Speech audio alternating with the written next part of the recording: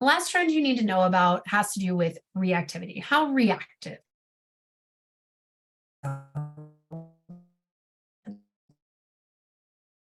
And this might be something you explored in a previous chemistry class. Groups 1A and 7 are highly reactive. So look at a table that is this column here, 1A, and over here, the halogens. That's why they're vulnerable gases. But group 1 and group 7, very reactive elements. Okay, sodium metal, lithium metal, potassium, you drop them in water, you get lots of gas released. They spark, they can light fire, they can explode.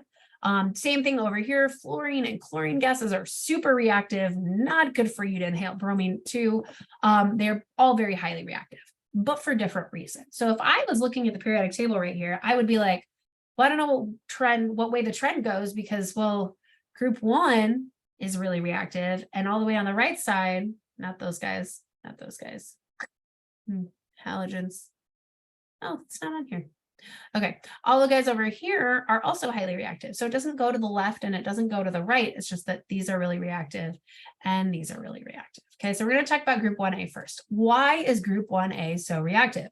Why is sodium, if you drop a piece of sodium into water, so very reactive? I have a video I want to show you first. And this was not the safest of science teachers, but it does a really good job to show you what that trend is in which things are more reactive. So hang on.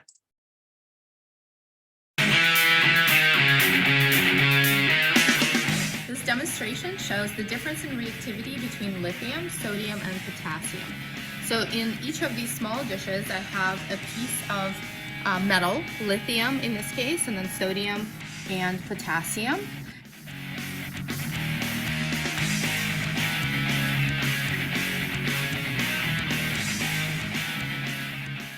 And then in these crystallizing dishes, we have water mixed with some phenolphthalein indicator that will show us a change in pH that occurs upon this reaction. So we're going to start. Now, what she was saying is there's an indicator there that turns pink if it's basic. These are metals, so we should assume that they make a basic product when we put them in water, because you might have noticed on those metals, they are actually oxidized on the outside. Anytime you put a metal in water, it becomes oxidized and you get something basic. So that will also show up in this video. Start with placing lithium metal in water and observing its reactivity. You can see it's bubbling and fizzing, and slowly the water begins to turn pink because of the change in pH. Next, we have sodium metal. And this reacts more vigorously and actually melts as it reacts. And the hydrogen that's emitted during the reaction catches on fire and makes that really fun burst. And now this is potassium.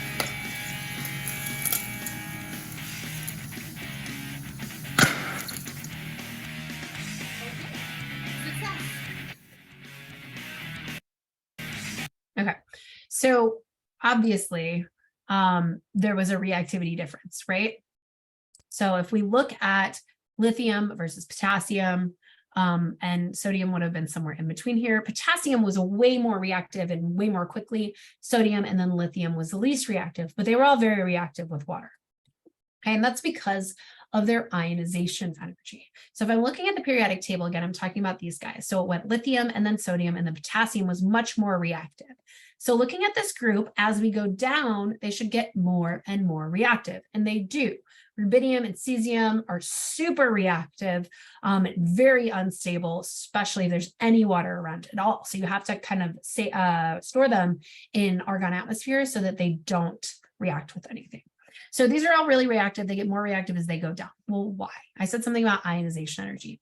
Well, how's the trend of ionization energy go? As we go down here, to remove an electron becomes easier and easier and easier because they really want to be +1 charged. So as that ionization energy decreases, the reactivity actually increases. And then why do they catch on fire?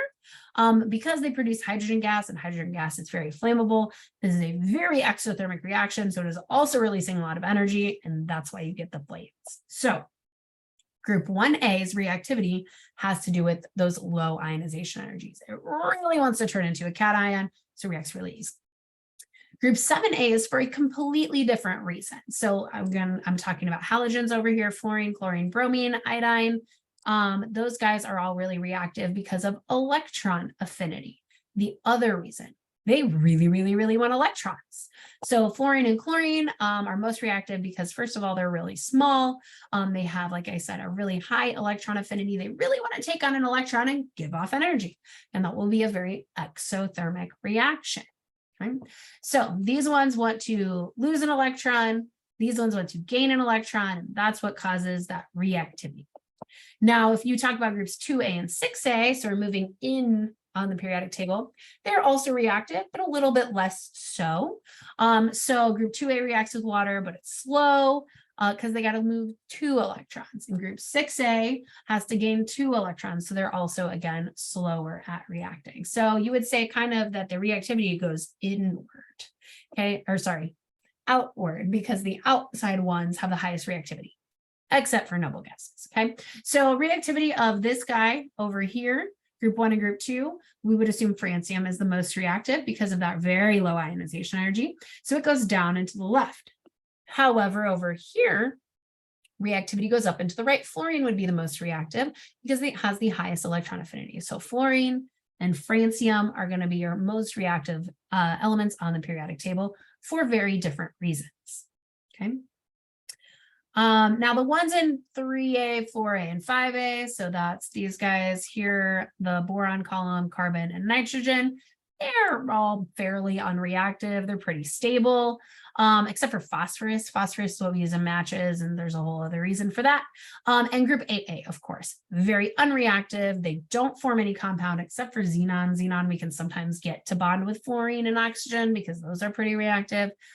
But all the rest of these guys over here in column 8, all of my noble gases, not going to be reactive. Okay, they have full electron shells. They have no electron affinity. They have a very high ionization energy, so they're really not going to do a whole lot. Okay, so those ones are all considered pretty unreactive.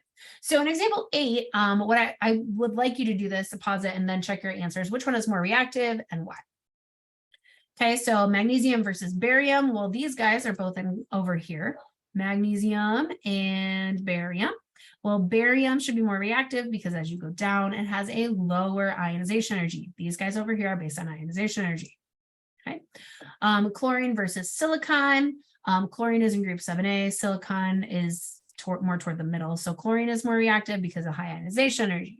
Rubidium because of its low ionization energy. Oh, sorry, I said that wrong.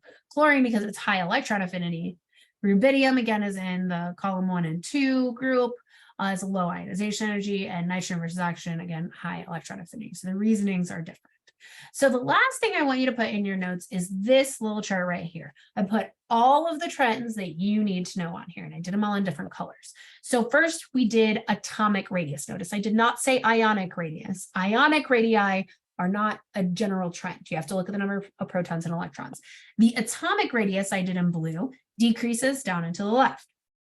Exactly opposite of that is ionization energy. It goes up and to the right, the energy required to remove an electron.